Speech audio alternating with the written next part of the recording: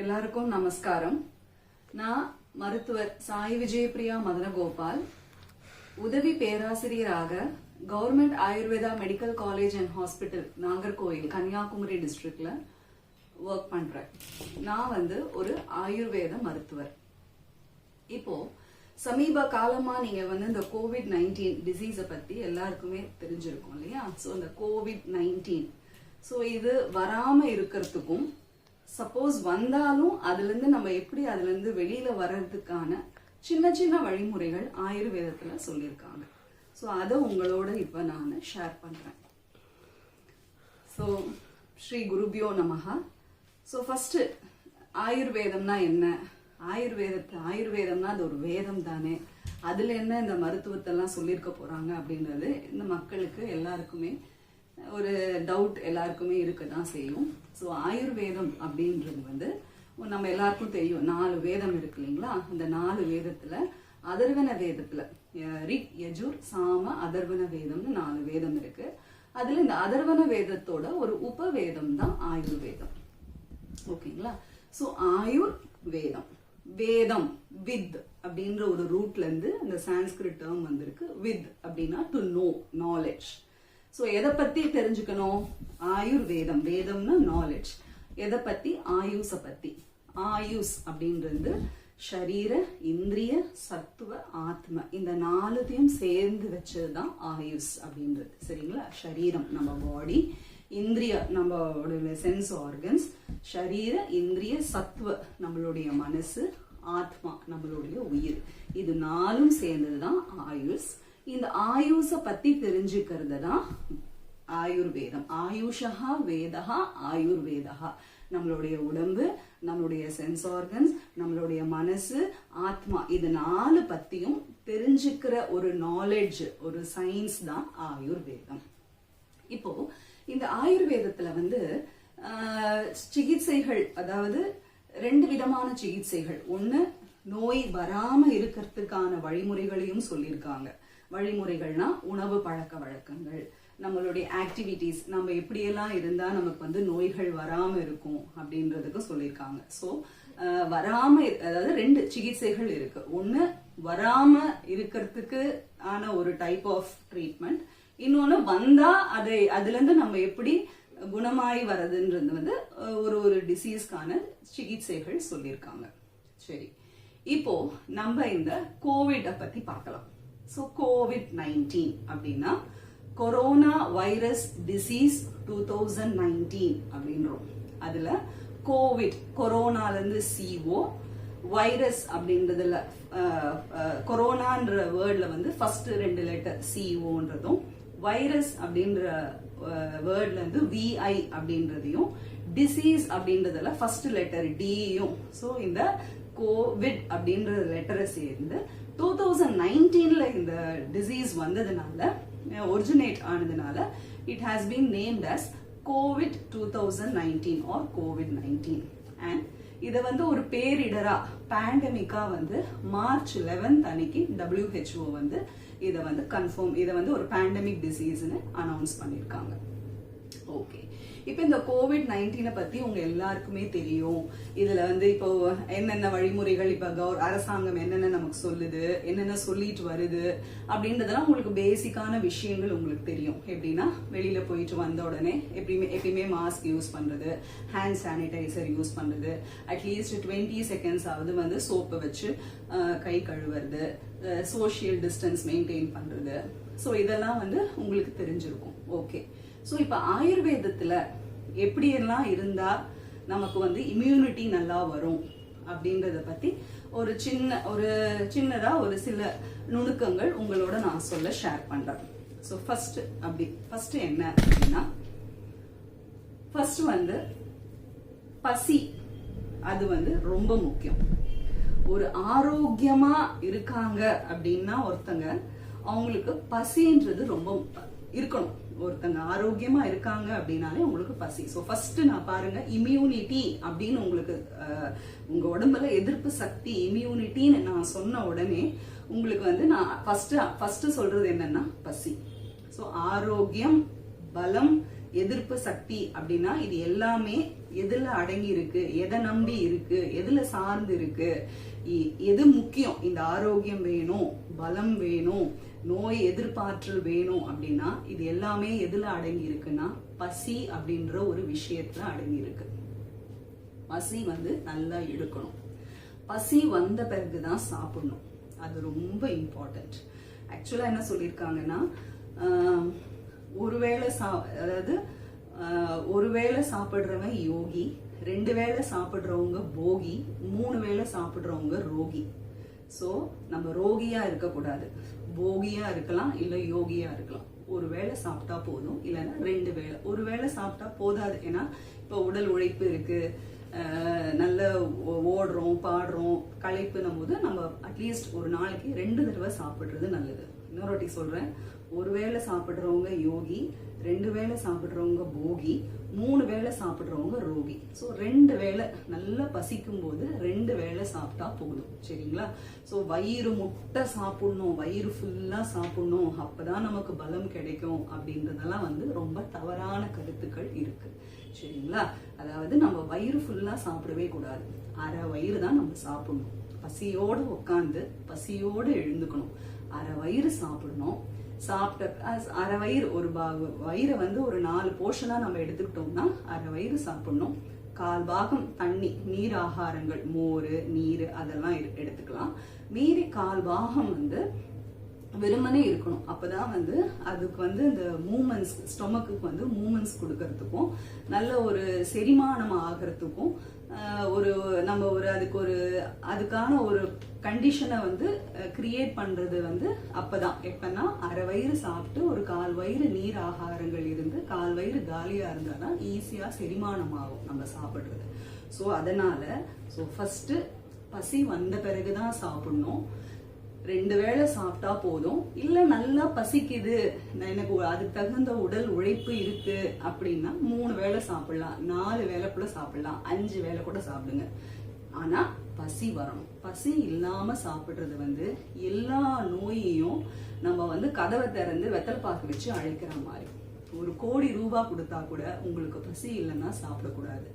கண் பசி வேற, வயிற்று பசி வேற. சில பேர் அவங்க யாராவது சாப்பிட்றாங்கன்னு பார்த்தா அதை பார்த்து நமக்கு சாப்பிடணும்னு தோணும். அந்த மாதிரி சாப்பிட வேண்டாம். உங்களுக்கா நல்ல பசி எடுத்த பிறகுதான் சாப்பிடணும். டைம் ஆச்சு, 8 மணி ஆச்சு, காலையில பிரேக்ஃபாஸ்ட் சாப்பிடணும். 11 மணி ஆச்சு, ஒரு டீ குடிக்கணும். மத்தியானம் 1:30 மணி ஆச்சு, லஞ்ச் சாப்பிடணும். சாயங்காலம் ஒரு 5 மணிக்கு காஃபி குடிக்கணும். நைட்னா போய் சாப்பிடணும், ஃபுல்லா சாப்பிடணும். ஸோ அந்த மாதிரி ஒரு டைமை பார்த்து நீங்க பழக்கம் பண்ணிக்க வேண்டாம். நமக்குன்னு ஒரு வயிறு இருக்கு, பயாலஜிக்கல் கிளாக். நம்ம அந்த பயாலஜிக்கல் கிளாக் நம்ம உடம்புல என்ன சொல்லுதோ அதை நம்ம பின்பற்றணும். பசிச்சப்பதான் சாப்பிடணும். தாகம் எடுக்கும் போதுதான் தண்ணி குடிக்கணும். அது ரொம்ப இம்பார்ட்டன்ட். இப்போ நிறைய பேர் சொல்லுவாங்க, இப்ப பேஷண்ட்ஸ் கூட என்கிட்ட வரவங்க மேடம், நான் காலையில எழுந்த உடனே ஒரு கிளாஸ் தண்ணி, 2 கிளாஸ் தண்ணி குடிச்சிடுவேன், 1 லிட்டர் தண்ணி குடிச்சிடுவேன். அதெல்லாம் ரொம்ப தப்பான விஷயம். அதாவது இயற்கையா நமக்கு இதெல்லாம் ஒரு வேகங்கள் கொடுத்துருக்கு. அதாவது பசி அப்படின்ற வேகம் எப்ப நம்ம பசி அப்படின்னு வரும்போதுதான் நம்ம ஆகாரம் சாப்பிடணும். தாகம்னு எடுக்கும் போதுதான் தண்ணி குடிக்கணும். சோ இந்த மாதிரி நேச்சுரோபதியில சொல்றாங்க டாக்டர், காலையில எழுந்த உடனே 1 லிட்டர் குடிக்கணும். அதெல்லாம் ரொம்ப தப்பான விஷயங்கள். அது நம்ம ஒரு தாகம் இல்லாம தண்ணி குடிக்கும் போது அது நம்ம ஒரு கிட்னிக்கு, நம்மளுடைய உடல் உறுப்புகளுக்கு செரிமான உறுப்புகளுக்கு ஒரு ஓவர்லோடு கொடுக்கற மாதிரி. சோ தாகம் எடுக்கும் போதுதான் தண்ணி குடிக்கணும், பசி எடுக்கும் போதுதான் சாப்பிடணும். பசி நல்லா எடுத்த பிறகு 2 வேளை சாப்பிட்டா கூட போதும். சரிங்களா? அது ஒரு விஷயம். அதுக்கப்புறம் இன்னொன்னு, ஏன் இப்ப நீங்க சொல்வீங்க பசிக்கும் எதிர்ப்பு சக்திக்கும் என்ன மேடம் சம்பந்தம் அப்படின்னா, ஆயுர்வேதத்துல ஒரு கோட் இருக்கு, அக்னிஹி மூலம் பலம் பும்சாம். அக்னினா என்னது? பசி. பசிதான் மூலமா இருக்கு. யாருக்கு? பும்சாம், மக்களுக்கு. அக்னிஹி மூலம் பலம் பும்சாம். பலம், நம்மளுடைய பலம் எதுல இருக்குன்னா இந்த பசியில தான் இருக்கு. சோ பலம் நல்லா இருந்தாலே நமக்கு இம்யூனிட்டி கிடைச்ச மாதிரி. வியாதி க்ஷமத்துவம் அப்படின்னு சொல்லிட்டு ஆயுர்வேதத்தை சொல்லுவாங்க.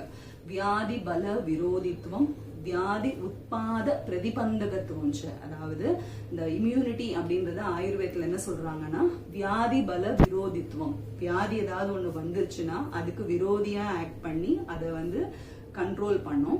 அப்புறம் வியாதி உத்பாத பிரதிபந்தகத்துவம், ஒரு வரப்போற வியாதியும் ப்ரிவென்ட் பண்றது, அதுதான் வந்து வியாதி க்ஷமத்துவம், இம்யூனிட்டின்னு சொல்றது. ஸோ இந்த இம்யூனிட்டி தான் பலம். இந்த பலம் எதுல இருக்குன்னா அக்னிஹி மூலம் பலம் பும்சாம், இந்த அக்னியில தான் இருக்கு. ஸோ அது அக்னி அப்படின்றது நம்மளுடைய பசி. ஸோ பசி ரொம்ப இம்பார்ட்டன்ட். வயிறு முட்டை, நான் அகைன் சொல்லிடுறேன், வயிறு முட்டை சாப்பிட வேண்டாம். அரை வயிறு, கால் வயிறு நீர் ஆகாரம், கால் பாகம் ஃப்ரீயாவே இருக்கிறது, அது ரொம்ப இம்பார்ட்டன்ட். ஓகே, சரி. அதுக்கப்புறம் பசி இல்லை டாக்டர், எனக்கு பசியே இல்லை, ஒரு நாள் சாப்பிடலன்னா கூட எனக்கு பசியே இல்லைன்னா பிரச்சனையே இல்லை, சாப்பிடாம இருங்க. தண்ணி மட்டும் சூடா ஃப்ளாஸ்க்ல வச்சு சூடான தண்ணி குடிங்க. அப்படி குடிக்கும் போது உங்களுக்கு தானா உங்களுடைய உடம்புல இருக்கிற கெட்ட தோஷங்கள், அதுதான் வந்து உங்க நோய்க்கு வந்து காரணமா இருக்கிறது, அந்த தோஷங்கள்லாம் தானா டைஜஸ்ட் ஆகி இட் வில் பி எக்ஸ்கிரீட்டட். யூரினாவோ மோஷனாவோ ஸ்வெட்டாவோ தானா அது டைஜஸ்ட் ஆகிடும். ஸோ தானா இருக்கிற அந்த உடம்புல இருக்கிற பழைய சாப்பிட்ட ஃபுட்டு வந்து டைஜஸ்ட் ஆகணும். இந்த டைஜஸ்ட் ஆன பிறகு நீங்க சாப்பிட்டீங்கன்னாலே போதும். ஸோ அதுதான் வந்து ரொம்ப இம்பார்ட்டண்ட்டான விஷயம்னு நான் ஃபர்ஸ்ட் உங்களுக்கு சொன்னேன். ஸோ பசி இல்லை அப்படின்னா பேசாம இருந்துருங்க. லங்கனம், லங்கனம்னா என்ன? சாப்பிடாம இருக்கிறது, தண்ணி மட்டும் சூடா குடிங்க. லங்கனம் பரம ஔஷதம் அப்படின்றாங்க. லங்கனம் தான் எல்லாத்துக்குமே ஒரு ட்ரீட்மெண்ட். ஏன் இன்னொன்னு சொல்ல போனீங்க அப்படின்னா, ஜெனரல் மெடிசன் அப்படின்னு சொல்லிட்டு ஒரு அலோபதியில ஒரு பிரான்ச் இருக்கும். General medicine, surgery, ENT, ophthalmology, நீங்க கேள்விப்பட்டிருப்பீங்க, கார்டியாலஜி. ஸோ அந்த ஜெனரல் மெடிசன் அப்படின்றது வந்து நம்ம சான்ஸ்கிரிட்ல ஆயுர்வேதால வந்து காய சிகித்சான்னு, காய சிகித்சா, காயனா பாடி, சிகித்சானா ட்ரீட்மெண்ட். ஸோ ஜெனரல் மெடிசன் வந்து காய சிகித்சான்னு சொல்லுவாங்க. இதுக்கு டெஃபினேஷனே வந்து எங்க ஆச்சாரியாஸ் என்ன சொல்லியிருக்காங்கன்னா, காயசிய அந்தராக்னி சிகித்சா காய சிகித்சா. காயம்னா பாடி, உங்களுக்கு தெரியும், காயம், சரீரம், தேகம், இதெல்லாம் வந்து சான்ஸ்கிரிட்ல பாடிய சொல்றது. காயசிய அந்தராக்னி சிகித்சா, இந்த பாடியில இருக்கிற உள்ள அக்னியை ட்ரீட் பண்ணாலே காய சிகித்சா. அதாவது எல்லா வியாதிகளுக்கும் ட்ரீட்மெண்ட் வந்து அந்த பசியை சரி பண்றது தான். இப்ப புரிஞ்சிருக்கும்னு நினைக்கிறேன். அப்ப பசி எவ்வளவு இம்பார்ட்டன்ட். ஒரு ஜெனரல் மெடிசன் ஒரு பெரிய பிரான்ச் அது. ஸோ அந்த பெரிய பிரான்ச்ல, அந்த பிரான்ச்ல எத்தனையோ வியாதிகள் வரும். அதுல ஆயுர்வேதம் சொல்லுது ஒரே ஒரு வார்த்தையில, காயசிய அந்தராக்னி சிகித்சா காய சிகித்சா. காயம், நம்ம பாடியில இருக்கிற அக்னிய, அந்தரக்னி, அந்தரக்னினா உடம்புல இருக்கிற அந்த பசிய சிகித்சா கரெக்டா ட்ரீட் பண்ணாலே இட் இஸ் காய சிகித்சா, முடிஞ்சு. ஸோ அப்ப பசிக்கு அவ்வளோ இம்பார்ட்டன்ஸ் ஆயுர்வேதத்துல இருக்கு. ஸோ பசி ரொம்ப இம்பார்ட்டன்ட். ஏன்னா பசி தான் பலமா நமக்கு இருக்கு, பலம். ஓகே, ஸோ இந்த அக்னியோட பலம், இப்ப இந்த பசி தான் பலம். அப்ப இந்த பசியை நம்ம எப்படி இம்ப்ரூவ் பண்ணணும் அப்படின்னா, நல்ல பசு நெய் எடுத்துக்கலாம். பசு நெய் வந்து ரொம்ப நல்லது. நிறைய மிஸ்கன்செப்ஷன்ஸ் இப்ப மக்கள் கிட்ட இருக்கு. என்னன்னா, பசு நெய் சாப்பிட்டா கொலஸ்ட்ரால் வந்துடும் டாக்டர், அதனால நான் நெய்யே எடுக்கிறது இல்லை. எங்க பையன் குண்டா இருக்கான், பொண்ணு குண்டா இருக்கா, அதனால நான் நெய் விட்டே சாப்பாடு கொடுக்கறது இல்லை அப்படின்றதெல்லாம் நிறைய ஒரு பேச்சு வரும் பேஷண்ட்ஸை பார்க்கும்போது. அதுவும் ரொம்ப தப்பு. ஆக்சுவலா கவுஸ் கீ, பசு நெய்ல இருக்கிறது வந்து ரொம்ப நல்ல cholesterol, HDL cholesterol, high density lipoproteins அப்படின்னு சொல்லுவாங்க. ஸோ இது வந்து நம்ம உடம்புக்கு தேவை. இதுதான் வந்து LDL cholesterol, low density lipoproteins சொல்ற கெட்ட கொலஸ்ட்ராலை குறைக்கும். ஹார்ட் அட்டாக் வராம, செரிப்ரோ வாஸ்குலர் ஆக்சிடென்ட்ஸ், தலையில ஏதாவது இந்த மூளை சம்பந்தப்பட்ட பிரச்சனைங்க, இருதயம் சம்பந்தப்பட்ட பிரச்சனைங்க எதுவும் வராம பாதுகாக்கிறது வந்து பசு நெய். இந்த பசு நெய் வந்து சின்ன குழந்தையில இருந்தே நம்ம கொடுக்கலாம். நம்ம தெரியும், இப்ப நம்ம வீட்லயே சின்ன குழந்தை வந்து நெய் வந்து பருப்பு சாதம் வந்து நெய் விட்டு நம்ம சின்ன குழந்தையில நம்ம பழக்கிட்டோம். ஸோ அது ரொம்ப நல்லது. அது பசு நெய் கொடுக்கறது நல்லது. பசு நெய் வந்து குழந்தைங்களை, வளர்ற குழந்தைங்களுக்கும் சரி, பெரியவங்களுக்கும் சரி, வயசானவங்களுக்கும் சரி அமிர்தம் மாதிரி. ஆனா அதை கரெக்டா நீங்க யூஸ் பண்ணணும். எப்படி யூஸ் பண்ணணும் அப்படின்னா, பசி வரும்போது தான் யூஸ் பண்ணணும். எப்ப யூஸ் பண்ணணும், எப்படி யூஸ் பண்ணணும்னா, நெய் வந்து சப்போஸ் மழை காலத்துல, குளிர்காலத்துல பாத்தீங்கன்னா ஒரு மாதிரி திக்கா டால்டா மாதிரி ஆயிடும். ஸோ அப்ப நம்ம அப்படியே நம்ம டால்டா மாதிரி எடுத்துக்க கூடாது. அதுவும் சாதம் வந்து சில்லுன்னு இருக்கும்போது, கோல்டா இருக்கும்போது சாப்பிட வேண்டாம். சாதம் சூடா இருக்கு அப்படின்னா நெய் வந்து டால்டா மாதிரி ஆயிடும் மழை காலத்துல, குளிர்காலத்துல. அப்ப வந்து அதை லிக்விஃபை பண்ணிக்கணும், உருக்கிக்கணும்.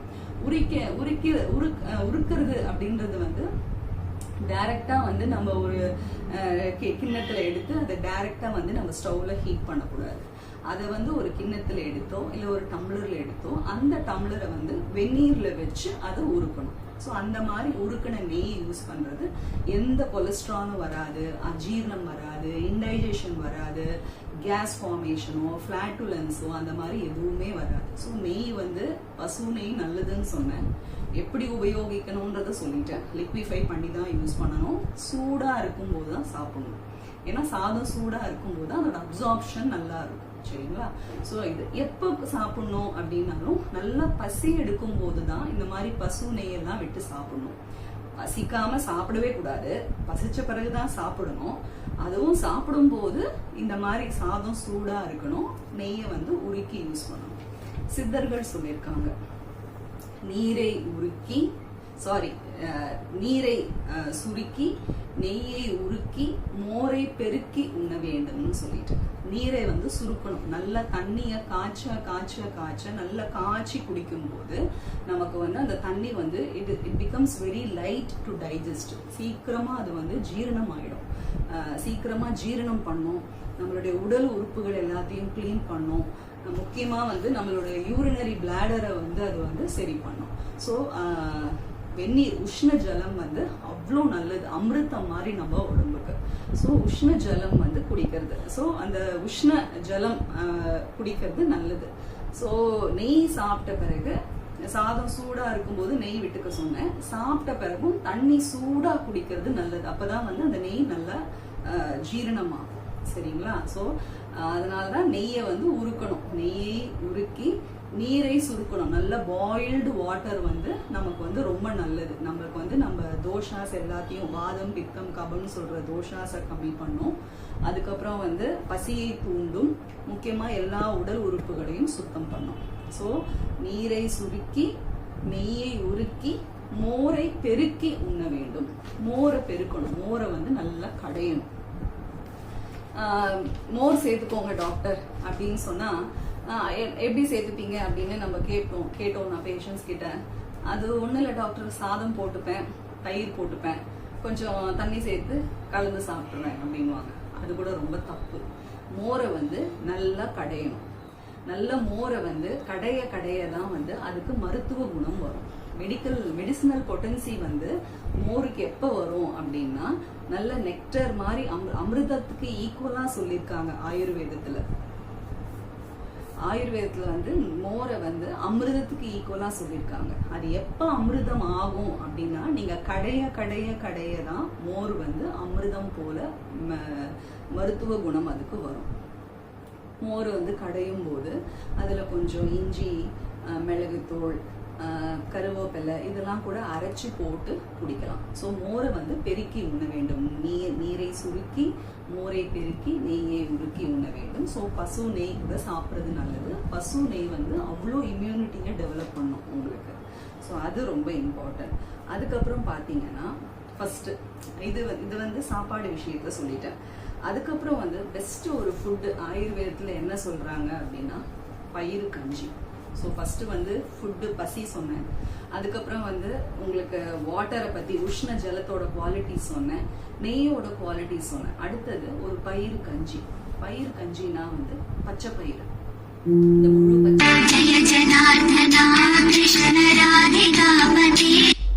இந்த முழு பச்சை பயிறு கஞ்சியை வந்து குடிக்கிறது வந்து ரொம்ப நல்லது. இது வந்து நல்ல உங்களுக்கு நல்ல ஒரு டைஜஷனை வந்து இன்க்ரீஸ் பண்ணும், பசியை தூண்டும், உங்களுக்கு டைஜஷன் செரிமானத்தை வந்து நல்லா தூண்டும், ருசியை கூட்டும், நல்ல வேர்வை வர செய்யும் உடம்புல இருந்து, உங்க பாடியை வந்து லைட் பண்ணும். ஸோ இந்த அளவுக்கு குவாலிட்டிஸ் வந்து அந்த பச்சை பயிருக்கு இருக்கு. அதை கஞ்சி மாதிரி சேர்த்து குடிக்கிறது வந்து ரொம்ப ரொம்ப நல்லது. டெய்லி காலையில இட்லி, தோசை அந்த மாதிரி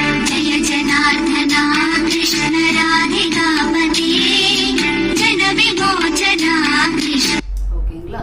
முத்க யூஷம்னு சான்ஸ்கிரிட்ல ஆயுர்வேதால சொல்லுவாங்க. முத்கனா கிரீன் கிராம், யூஷம்னா கஞ்சி. இதை எப்படி பண்றது டாக்டர் அப்படின்னு சில பேர் இதுக்கும் டவுட் கேட்பாங்க. இல்ல முளை கட்டி விட்டுருணுமா, முளை கட்டின பிறகுதான் யூஸ் பண்ணணுமா அப்படின்ட்டு வேற கேட்பாங்க. ஆக்சுவலா முளை கட்டின தானியம் நல்லதே இல்லை. நீங்க என்ன பண்ணுங்க, நைட் வந்து பச்சை பயிரை ஊற வச்சுட்டு அடுத்த நாள் காலையில அதை வேக வச்சு நல்லா ஸ்மாஷ் பண்ணி மிளகுத்தூள், கொஞ்சம் இந்து உப்பு சேர்த்து, கொஞ்சம் பசு நெய் சேர்த்து இந்த பச்சை பயிறு கஞ்சியை குடிக்கலாம். நல்ல வாட்டரா லிக்விடா ஒரு கிளாஸ் பசி அளவுக்கு உங்க வயிறுக்கு எவ்வளோ அரை வயிறோ அந்த அளவுக்கு நீங்க குடிச்சீங்கன்னா, காலையில இதை பிரேக்ஃபாஸ்ட்டும் எடுத்தீங்கன்னா உங்களுக்கு நல்ல உங்களுடைய பசி நல்லா தூண்டும். ஸோ உங்களுக்கு நல்ல பசி வரும். தேவையில்லாத நம்ம உடம்புல இருக்கிற கழிவுகள், தோஷம்னு சொல்றதெல்லாம் வந்து டைஜஸ்ட் ஆகும். ஸோ இந்த மாதிரி ஆகும்போது ஆட்டோமேட்டிக்காக உங்களுக்கு நல்ல பலம் கிடைக்கும், இம்யூனிட்டி வரும். ஸோ இந்த முத்க யூஷம் சொல்ற பயிறு கஞ்சியை அட்லீஸ்ட் வாரத்துல ஒரு 3 நாள் 4 நாள் காலையில எடுத்துக்கோங்க, ரொம்ப நல்லது. கொஞ்சம் நெய் விட்டு சூடா எடுத்துக்கிட்டீங்கன்னா ரொம்ப நல்லது. ஜஸ்ட் வேக வச்சு ஸ்மாஷ் பண்ணி மிளகுத்தூள், உப்புத்தூள், கொஞ்சம் நெய், பசு நெய் விட்டு சாப்பிடலாம். சொல்லிட்டேன். நெய் எப்ப சாப்பிடணும்னா நல்லா பசிக்கும் போது அந்த நெய்யை சேர்க்கணும். பசிக்காத டைம்ல வந்து சாதத்தை சாப்பிட்டு அதுல நெய்யெல்லாம் விட்டு சாப்பிட்டீங்கன்னா அதனால உங்களுக்கு இன்டைஜஷன் வரும். அந்த இன்டைஜஷன் எல்லாம் என்ன ஆகும்னா அந்த கெட்ட கொலஸ்ட்ராலா மாறிடும். இன்டைஜஷன் வரும்போது இந்த நெய் அம்சம் எல்லாம் வந்து கெட்ட கொலஸ்ட்ராலா பாடியில மாறிடும். ஸோ பசி ரொம்ப இம்பார்ட்டன்ட். ஓகேங்களா? அதுக்கப்புறம் வந்து இப்போ இது சொன்னேன் உங்களுக்கு, பச்சை பயிறு கஞ்சியை பத்தி சொன்னேன். அடுத்தது என்ன அப்படின்னா, நம்ம சாப்பிடுற சாப்பாடு வந்து 6 சுவைகளும் உள்ளதா இருக்கும். இனிப்பு, புளிப்பு, உப்பு, காரமா, துவர்ப்பா 6 ரசம் உள்ளதா இருக்கும் நம்ம சாப்பிடுற சாப்பாடு. சரிங்களா? ஃபர்ஸ்ட் வந்து ஒரு நல்ல பசியோட இருந்து நம்ம உட்கார சாப்பிடுறோம்னா ஃபர்ஸ்ட் மதுரமா இனிப்பான்மை. ஒரு கல்யாண வீட்டுக்கு போனீங்கன்னா ஃபர்ஸ்ட் ஒரு ஸ்வீட் வைப்பாங்க, அதுக்கப்புறம் ஒரு பருப்பு போட்டு நெய் விடுவாங்க, அதுக்கப்புறம் காரம், புளிப்பு, உப்பு, காரம், மற்ற புளிப்பு உப்பு சுவையெல்லாம் அப்புறம் வரும். அப்புறம் கடைசியா வந்து பாயாசம் எல்லாம் சாப்பிட்டுட்டு கடைசியா வந்து மோர் கொடுப்பாங்க. ஸோ நம்ம சாப்பிடுற இந்த ஷட் ரசம் 6 ரசங்களும் நம்ம ஃபுட்டுல வந்து டெய்லி, அதுக்காக டெய்லி கல்யாண சாப்பாடு சாப்பிட முடியாது, பட் ஒரு நாளைக்கு அட்லீஸ்ட் இந்த 6 டேஸ்ட் போற மாதிரி இருக்கணும். மதுர ரசம் போகணும், அம்ல ரசம்னு சொல்ற புளிப்பு டேஸ்டும் இருக்கணும். அதுக்குதான் நம்ம இந்த ஊறுகாய் எல்லாம் எடுத்துக்கிறது, உப்பு சேர்த்துக்கிறது, காரம், இது எல்லாமே நம்ம 6 டேஸ்டும் வந்து நம்ம ஃபுட்டுல சேர்த்துக்கணும். ஸோ ஃபுட்டு வந்து நெய் விட்டு இருக்கணும், சூடா இருக்கணும். நெய்ப்பு தன்மைன்னு அதை நெய் விட்டு இருக்கணும், சூடா இருக்கணும், 6 டேஸ்ட் உள்ளதா இருக்கணும். ஸோ அது ரொம்ப இம்பார்ட்டன்ட். அதுக்கப்புறம் இந்த ஃபுட் அப்படின்னும் போதே நம்ம தெரியும், நம்ம வந்து சாம்பார், ரசம், குழம்பு, வத்த குழம்பு, இந்த மாதிரி ஒரு நாள் ஒரு ஃபுட்டு செஞ்சு சாப்பிட்றோம். நம்மளுடைய ட்ரெடிஷன் அப்படிதான். ஸோ இதுல வந்து நீங்க பாத்தீங்கன்னா இந்த மசாலா பெட்டியில இருக்கிற ஐட்டம்ஸ் தான் வந்து பெஸ்ட் இம்யூனிட்டி டெவலப்பிங் ட்ரக்ஸ். ஆக்சுவலா வந்து கிச்சனை வந்து ஒரு மினி ஃபார்மசின்னு சொல்லுவாங்க. நம்ம சாப்பிடுற ஸ்பைசி ஃபுட்ஸ், மிளகுலேருந்து, சீரகம்லேருந்து, வெந்தயம், இஞ்சி, பூண்டு, பெருங்காயம், மஞ்சள் தூள், இது எல்லாத்துக்கும் anti microbial property, anti bacterial properties அவ்வளோ இருக்கு. நல்ல பசியை தூண்டுற ப்ராப்பர்ட்டி, நல்ல செரிமான சக்தியை இம்ப்ரூவ் பண்றது. இன்ஃபேக்ட் ரசம் மாதிரி ஒரு பெஸ்ட் டீடாக்சிஃபைங் ஏஜென்ட் எதுவுமே இல்லை. ஏன்னா ரசத்துல வந்து நம்ம மிளகு, சீரகம், பூண்டு இது எல்லாமே போடுறோமா. ஸோ அதுதான் பெஸ்ட் ஒரு திரவியம், பெஸ்ட் ஒரு டயட் எதுன்னா ரசம் சாதம். ஓகேங்களா? ஸோ அதுக்காக ரசம் சாதம் சாப்பிட சொல்லலை, பேலன்ஸ்டா இருக்கணும். இப்போ எப்படி நம்ம மாடர்ன்ல சொல்றோம், கார்போஹைட்ரேட்ஸ் இருக்கணும், ப்ரோட்டீன்ஸ் இருக்கணும், ஃபேட்ஸ் இருக்கணும், விட்டமின்ஸ், மினரல்ஸ் எல்லாம் இருக்கணும் நம்ம சாப்பிடுற ஃபுட்டில். அப்பதான் அது பேலன்ஸ்டு டயட்ன்றாங்கல்ல. சாதம் தான் கார்போஹைட்ரேட்ஸ், நெய் தான் வந்து ஃபேட்டு, பருப்பு தான் ப்ரோட்டீன்ஸ், மற்ற காய்கறிகளை தான் விட்டமின்ஸ், மினரல்ஸ் சொல்றாங்க. சரி, இதுதான் வந்து ஆயுர்வேதமும் சொல்லுது. ஸோ அப்போ பேலன்ஸ்டா இருக்கணும். அது மட்டும் இல்லாம 6 ரசங்கள் சேர்ந்ததா இருக்கணும். ஸோ இது ரொம்ப இம்பார்ட்டன்ட். ஸோ இந்த 6 ரசங்கள் சேர்க்கறது, இந்த மாதிரி திரவியங்கள் நான் சொன்னேன் இல்லையா, இந்த அஞ்சல பெட்டியில இருக்கிற ஐட்டம்ஸ் எல்லாம் சேர்க்கறது, அதுக்கப்புறம் இந்த பிரியாணிக்கு போடுற ஐட்டம்ஸ், இந்த தமால பத்திரம்னு சொல்லுவாங்க இல்லையா, இந்த பிரிஞ்சி இலை, லவங்கம், கிராம்புன்னு சொல்லுவாங்க பாத்தீங்களா, கிராம்பு, லவங்கப்பட்டை, சோம்பு, கசகசா, இதுக்கெல்லாம் வந்து அவ்வளோ எதிர்ப்பு சக்தியை வந்து உண்டு பண்ற ஆற்றல் இருக்கு. இதெல்லாம் வச்சு நம்ம சமையல் ப்ரிப்பேர் பண்றோம், நம்ம சாப்பிடுறோம். ஆனா இதுதான் மெயின். என்ன, பசி வந்த பிறகு சாப்பிடுறது, உஷ்ணமா சாப்பிடுறது, நெய் சேர்த்து சாப்பிடுறது, இது ரொம்ப இம்பார்ட்டன்ட். பசி வந்த பிறகு சாப்பிடணும். நம்ம பழைய சாப்பிட்ட சாப்பாடு வந்து இங்க வந்து ஒரு மாதிரி இங்க வந்து ஒரு மாதிரி வாசனை வர்றது, இல்ல ஏப்பம் வரும்போது அந்த டேஸ்ட் வர்றது, ஒரு எரிச்சல் வர்றது, அந்த மாதிரி கண்டிஷன்ஸ் எல்லாம் சாப்பிடவே கூடாது. தண்ணி மட்டும் சூடா குடிச்சிட்டு பேசாம இருங்க. அதெல்லாம் சரியான பிறகு சாப்பிடணும். அதாவது எப்ப சாப்பிடணும்னு சொல்றதுக்கே வந்து ஆயுர்வேதம் வந்து ஒரு பெரிய ஸ்லோகம் சொல்லும். என்னன்னா, பசி வரணும், பெல்ச்சிங், இந்த ஏப்பம் வந்து சுத்தமா இருக்கணும். ஃபிளாட்டஸ், நம்ம கீழே பாஸ் பண்ற கேஸ் போயிருக்கணும், மோஷன் போயிருக்கணும், சென்ஸ் ஆர்கன்ஸ் எல்லாம் லைட்டா இருக்கணும்னு சொல்லுவாங்க. ஹார்ட் வந்து பியூரா இருக்கணும், சாப்பிடணுன்ற ஒரு இன்ட்ரெஸ்ட் வரணும், நல்ல பசி வரணும். இந்த மாதிரி நிறைய கண்டிஷன் சொல்லியிருப்பாங்க. இதெல்லாம் வந்தாதான் நீ ஃபுட்டு எடுத்துக்கிறதுக்கே கரெக்டான டைம் அப்படின்னு சொல்லி ஆயுர்வேதத்தில் சொல்றாங்க. ஸோ எல்லாமே நம்ம எல்லாமே சாப்பிட்றோம், எல்லாமே பேலன்ஸ்டு டயட் தான் சாப்பிட்றோம். ஆனால் நமக்கு அந்த விதம் தெரியறதில்லை, அதுதான் ரொம்ப இம்பார்ட்டன்ட். ஸோ நான் ஃபர்ஸ்ட் சொன்ன அந்த பிரின்சிபலை வந்து நீங்க கடைபிடிங்க. பசி வந்த பிறகு சாப்பிடுங்க, பசிக்கலனா லங்கனம் பண்ணுங்க. ஏன்னா லங்கனம் பரம ஔஷதம். பசிச்சு வரும்போது இந்த மாதிரி சூடா நெய் விட்டு சாப்பிட்றது நல்லது, தண்ணி சூடா குடிக்கிறது நல்லது. நான் சொன்னேன் இல்லையா, நெய்யை உருக்கி நீரை சுருக்கி மோரை பெருக்கி இந்த மாதிரி சாப்பிடுங்க. அதுக்கப்புறம் வந்து இப்போ வந்து உங்களுக்கு கிரீன் கிராம் கஞ்சி சொன்னேன் இல்லையா, அதே மாதிரி பஞ்சமுஷ்டி கஞ்சின்னு ஒன்று ஆயுர்வேதத்தில் சொல்றாங்க. பஞ்ச முஷ்டி கஞ்சி. பஞ்ச அப்படின்னா 5, முஷ்டி அப்படின்னா நம்ம கை அளவு. இந்த 5 நம்ம கை அளவு சேர்த்து ஒரு கஞ்சி பண்ணி குடிக்கிறது. இது அவ்வளோ நல்லது, அவ்வளோ ஒரு பலத்தை நமக்கு கொடுக்கும், நல்ல இம்யூனிட்டி டெவலப் ஆகும். என்ன அப்படின்னா 1 பங்கு அரிசி, 1 பங்கு பச்சரிசி, பஞ்ச முஷ்டி இல்லையா. ஸோ 1 முஷ்டி பச்சரிசி, 1 முஷ்டி துவரம்பருப்பு, 1 முஷ்டி கடலைப்பருப்பு, 1 முஷ்டி உளுத்தம்பருப்பு, 4 ஐட்டம் ஆச்சா. 5வது வந்து இந்த கிரீன் கிராம் பச்சை பயிறு. ஸோ இது 4 விதமான பருப்பு, 1 முஷ்டி பச்சரிசி சேர்த்து நல்ல கஞ்சி மாதிரி பண்ணி ஸ்மாஷ் பண்ணி குடிக்கிறது ரொம்ப நல்லது. இந்துப்பு சேர்த்து, மிளகுத்தூள் சேர்த்து நெய் விட்டு குடிக்கிறது ரொம்ப நல்லது. இல்லை இன்னும் கொஞ்சம் டேஸ்டா வரணும் அப்படின்னா கொத்தமல்லி அந்த மாதிரிலாம் போட்டு நம்ம ஃப்ளேவர் ஆட் பண்ணிக்கலாம். ஸோ இந்த பஞ்சமுஷ்டி கஞ்சி, இந்த முத்கம் யூஷம்னு சொல்ற இந்த கிரீன் கிராம் சூப் வந்து ரொம்ப இம்பார்ட்டன்ட். அதுக்கப்புறம் வந்து இந்த நெய்ப்பு தன்மை, உஷ்ணமா இருக்கிறது, இந்த மாதிரிலாம் எடுத்துக்கிறது வந்து சாத்வீக ஆகாரங்கள். இந்த மாதிரி நம்ம எடுக்கும்போது நம்ம மனசு கூட சாத்வீகமா மாறும். ஏன்னா பகவத்கீதால சொல்லியிருக்காங்க, ஆகார சுத்தம் சத்துவ சுத்திகி. ஆகாரம் எவ்வளவு சுத்தமா இருக்கோ அதை வச்சுதான் நம்ம மைண்ட் வந்து சுத்தமாகும். ஆகார சுத்திகி சத்துவ சுத்திகி. ஆகார சுத்தம் சத்துவ சுத்திகி. சத்துவ சுத்தம் துருவா ஸ்மிருதிகி. சத்துவம் வந்து நம்ம பாடி, நம்மளோட மைண்ட் வந்து கிளியரா பியூரா இருந்துச்சுன்னா துருவா நம்மளுடைய அந்த டிசைடிங் இது வந்து ரொம்ப ஸ்டேபிளா இருக்கும். நம்ம டிசைட் பண்றது நம்ம ரொம்ப டிட்டர்மைண்டா ஸ்டேபிளா ஒரு குறிக்கோளோட இருக்கும். ஆகார சுத்தோ சத்வ சுத்திகி, சத்வ சுத்தோ துருவா ஸ்மிருதிகி. ஸோ ஒரு நம்பிக்கை, ஏதாவது ஒன்று எடுத்தோம்னா தீர்மானம், டிட்டர்மினேஷன், இதுலலாம் வந்து ரொம்ப கரெக்டா இருக்கும். ஸோ அது வந்து இது எல்லாமே டிபெண்ட்ஸ் அப்பான் நம்ம எடுக்கிற ஃபுட்டு தான். நம்ம எடுக்கிற சாப்பாடுக்கும் இதுக்கும் என்ன சம்பந்தம்னா, இது எல்லாமே நம்ம we are what we eat. நம்ம வந்து we are what we eat. நம்ம பாடியும் சரி, நம்ம மைண்டும் சரி, நம்ம சாப்பாடுல தான் இருக்கு. நிறைய ஆச்சாரமா இருப்பாங்க சில பேர், அவங்கெல்லாம் பார்த்தீங்கன்னா அவ்வளோ மனசு பியூரா இருப்பாங்க. ஏன் அப்படின்னா அவ்வளோ ஆகாரம் சுத்தமா சாப்பிட்றது. ஸோ அதுலயே வந்து அவங்களுக்கு சத்துவ சுத்தி, நல்ல ஹார்ட் பியூர் ஆகும், மைண்ட் பியூர் ஆகும். இந்த மைண்ட் பியூர் ஆகும் போய் நல்ல செல்ஃப் கண்ட்ரோல் வரும்போது நம்ம டிட்டர்மைண்டா ஆக்ட் பண்ணுவோம், நல்ல பர்சிவியரன்ஸ் வரும்.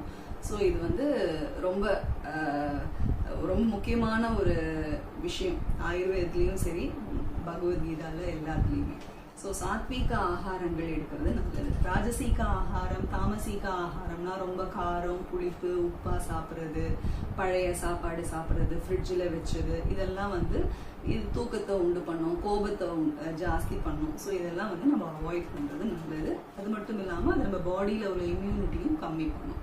ஸோ அது ரொம்ப இம்பார்ட்டன்ட். அதுக்கப்புறம் அப்படின்னா தண்ணி சொன்னேன், தண்ணி வந்து சூடாக குடிங்கன்னு சொன்னேன். இந்த தண்ணியே வந்து நீங்கள் ரொம்ப கேஸ் ப்ராப்ளம் நிறைய இருந்துச்சு அப்படின்னா ஓமம் தண்ணி நல்லா கொதிக்க வச்சு, எப்பயுமே வந்து ஜீரகமோ ஓமமோ இல்லை சுக்கோ போட்டு கொதிக்க வைக்கக்கூடாது.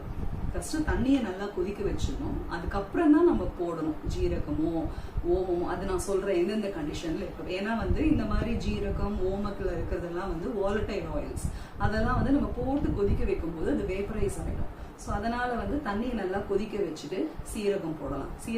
சீரக தண்ணி குடிக்கலாம். நீங்க டியூட்டிக்கு வரும்போது கூட ஃப்ளாஸ்க்ல வந்து அந்த மாதிரி தண்ணியை வச்சு குடிக்கிறது வந்து ரொம்ப நல்லது. சீர் பிளஸ் அகம் தான் சீரகம். நம்மளுடைய அகம் அலிமெண்ட்ரி ட்ராக்டை வந்து அகத்தை வந்து கிளீன் பண்ணுமா, அதனாலதான் அதுக்கு சீரகம்னு பேரு. ஸோ இந்த சீரக தண்ணி வந்து செரிமான பிரச்சனைங்க இருக்கு, கேஸ் ப்ராப்ளம், இன்டைஜஷன், ஃபிளாட்டுலன்ஸ், இந்த மாதிரி கண்டிஷன்ஸ்லாம் இந்த மாதிரி இருந்துச்சுன்னா சீரக தண்ணியை வந்து சூடா ஃபிளாஸ்க்ல கொண்டு வந்து நீங்க அப்பப்ப சிப் பண்றது நல்லது. ஆனா ஒரு விஷயம், சீரக தண்ணி காய்ச்சி இன்னைக்கு காலையில காய்ச்சினீங்கன்னா இன்னைக்கு நைட் நீங்க அதை முடிச்சிடணும். அடுத்த நாள் அந்த சீரக தண்ணியை யூஸ் பண்ணீங்கன்னா உங்களுக்கு கோல்டெல்லாம் வர சான்சஸ். ஸோ அன்னைக்கு பாயில் பண்ணதை அன்னைக்கே யூஸ் பண்ணிடுங்க. ஸோ இது வந்து ஜென்ரலா செரிமான பிரச்சனைங்க இருக்கவங்க எடுத்துக்கிறது. வாதம் ரொம்ப கேஸ் ப்ராப்ளம் இருக்குன்னா இதே மாதிரி தண்ணியை கொதிக்க வச்ச தண்ணியில ஓமத்தை போட்டு யூஸ் பண்ணலாம். இல்ல ரொம்ப உஷ்ணமான உடம்பு அப்படின்னா தனியா போட்டு கொதிக்க வச்ச தண்ணியில தனியா போட்டு அந்த தண்ணியை யூஸ் பண்ணலாம். அப்புறம் கபம் நிறைய இருக்கு, சளி பிரச்சனைங்க இருக்கு, அந்த மாதிரி கண்டிஷன்ஸ் இருந்தா கொதிக்க வச்ச தண்ணியில சுக்கு போட்டு குடிக்கலாம். ஸோ இந்த மாதிரியே தண்ணியே வந்து இந்த மாதிரி வெரைட்டிஸா தண்ணி குடிக்கிற தண்ணியே இந்த மாதிரி ஒரு தானியக ஜலம்னு சொல்லுவாங்க, தனியா போட்டு கொதிக்க வச்சது, சுண்டி ஜலம்னு சொல்லுவாங்க, சுக்கு போட்டு கொதிக்க வச்சது, ஓம ஜலம்னுவாங்க, அஜமோதம், இந்த ஓமத்தை போட்டு. ஸோ இந்த மாதிரிலாம் ஜீரக ஜலம் இந்த மாதிரி குடிக்கும்போது தண்ணியா இந்த மாதிரி மருந்தோட குடிக்கும்போது இன்னும் நல்லது. வெயில் காலத்துல கூட நமக்கு வந்து இந்த வெட்டி வேறு, நன்னாரி, இருவேலி இந்த மாதிரி எல்லாம் போட்டு கொதிக்க வச்சு குடிக்கிறது கூட ரொம்ப நல்லது. வெயில் காலத்துல வந்து நமக்கு அந்த அளவுக்கு உஷ்ணம் தெரியாது, நல்ல நம்ம பாடியில இருக்கிற ஸ்வெட் டெம்பரேச்சரை வந்து என்விரான்மெண்டோட பேலன்ஸ் பண்ணும். ஸோ அந்த மாதிரி எல்லாம் கூட வெயில் காலத்துல வந்து இதெல்லாம் போட்டு கூட கொதிக்க வச்சு குடிக்கலாம். இருவேலி, நன்னாரி, வெட்டி வேறு இதெல்லாம். ஓகே, ஸோ தண்ணியை பத்தி சொல்லிட்டேன். அதுக்கப்புறம் பாத்தீங்க அப்படின்னா ஸோ இதெல்லாம் வந்து ஃபுட்டு விஷயம் சொன்னேன். அப்புறம் இந்த டீ காஃபி அப்பப்போ குடிக்கிறத வந்து ஸ்டாப் பண்ணுங்க. அது கூட வந்து நம்ம பலத்தை வந்து ரொம்ப குறைச்சிடும். பசும் பால் எப்படி பசு நெய் ரொம்ப நல்லதோ அது போல எப்படி பசு நெய் ரொம்ப நல்லதோ அது மாதிரி பசும் பால் நல்லது. ஸோ காலையில் எழுந்தோடனே ஒரு 1/2 கிளாஸ் பசும் பால் இல்லைன்னா 1 கிளாஸ் பாலோட கொஞ்சம் பசு நெய் விட்டு ஒரு ஸ்பூன் நெய் விட்டு குடிச்சிங்கன்னு வச்சுக்கோங்களேன், அமிர்தம் மாதிரி, நெக்டர் மாதிரி. அது அவ்வளோ நல்லது. உங்க பலத்தை நல்லா இன்க்ரீஸ் பண்ணும், நல்லா உங்க உடம்புல நல்ல தேஜஸ் வந்துடும், ரொம்ப அழகாயிடுவீங்க. அதுக்கப்புறம் என்னன்னா எப்பயுமே எங்கா தெரியுவீங்க, ஏஜிங்கே தெரியாது. ஸோ அந்த அளவுக்கு வந்து ரசாயன ப்ராப்பர்ட்டி, ரெஜுவினேட்டிங் ப்ராப்பர்ட்டி இருக்கு இதுல. இந்த பசும் பால்ல 1/2 ஸ்பூன் நெய் விட்டு 1/2 ஸ்பூனோ 1 ஸ்பூனோ இது அது வந்து எது வச்சு டிபெண்ட் பண்ணிருக்குன்னா உங்களுடைய அக்னி, செரிமான சக்தி, நல்ல ஜீரணம், நல்ல பசி இருக்கு, நல்ல ஜீரணமாகும் எனக்குன்னா 1 ஸ்பூன் இல்ல 2 ஸ்பூன் நெய் கூட விட்டு குடிக்கலாம். இல்ல கொஞ்சம் லைட்டா தான் இருக்கு பசி அப்படின்னா ஒரு 1/2 ஸ்பூன் எடுத்துக்கிறது நல்லது. எப்படின்னா ஒரு நெருப்பு, ஒரு ஹோமம் வளர்க்குறாங்க, அந்த ஹோமத்துல வந்து கொஞ்சம் கொஞ்சமா நெய் விட்டா அந்த ஹோமம் நல்லா எரியும், அந்த அக்னி நல்லா மேல் நோக்கி நல்லா வரும். அதே வந்து நம்ம அப்படியே ஒரு டின்னு நெய்யை வந்து அந்த ஓமத்துல அக்னியில கொட்டணும்னா அந்த அக்னி ஃபுல்லா அணைஞ்சிடும். அதே கான்செப்ட் தான் நம்ம வயிறுல எப்படி அக்னி இருக்கு, கொஞ்சமா பசிச்சதுன்னா கொஞ்சமா நெய் விட்டு அதை வந்து நீங்க அக்னி சக்தியை, பசி சக்தியை தூண்டி விட பார்க்கணும். அப்படி இல்ல நிறைய நெய் விட்டு அப்பதான் பலம் வரும்னு இந்த மாதிரி இன்டைஜஷன் டைம்ல எல்லாம் நிறைய நெய் விட்டு சாப்பிட்டோம்னா அது அக்னியை வந்து அப்படியே அணைச்சிடும், பசியை வந்து அப்படியே ஒண்ணும் இல்லாம பண்ணி அதனால நிறைய வியாதிகள் எல்லாம் வரும். சரியா? ஸோ அது ரொம்ப இம்பார்ட்டன்ட். அதுக்கப்புறம் இந்த டீ காஃபி குடிக்கிறத நிறுத்திட்டு நான் சொன்ன மாதிரி இந்த பால் நெய் விட்டு சாப்பிடுங்க. இல்லை உங்களுக்கு டியூட்டி டைம்ல ஏதாவது லிக்விட்ஸ் குடிக்கணும்னா இளநீர் குடிக்கலாம், மோர் குடிக்கலாம், லெமன் ஜூஸ் குடிக்கலாம், சுகர் கேன் ஜூஸ் குடிக்கலாம். ஸோ இந்த மாதிரி எல்லாம் குடிக்கிறது வந்து ரொம்ப நல்லது. இப்போ இதெல்லாம் வந்து ஃபுட்டை பத்தி சொன்னது. இப்போ ஆக்டிவிட்டீஸ், ஏன்னா ஆயுர்வேதத்துல வந்து ஃபர்ஸ்ட் வந்து ஆகாரம், 2வது விஹாரம், 3வது தான் ஔஷதம். ஸோ ஆகாரத்தை பத்தி சொல்லிட்டேன், முக்கியமான விஷயங்கள் என்னென்ன அப்படின்றத உங்களுக்கு நான் சொல்லிட்டேன். அடுத்தது விஹாரம், நம்மளுடைய ஆக்டிவிட்டீஸ் எப்படி இருக்கணும், அதுக்கு 3வது தான் ஔஷதம். ஆக்டிவிட்டீஸ் அப்படின்னும் போது ஃபர்ஸ்ட் காலையில நம்ம எழுந்துக்கிறது சீக்கிரமா எழுந்துக்கணும், பிரம்ம முகூர்த்தத்துல எழுந்துக்கணும். 4:30 to 5:30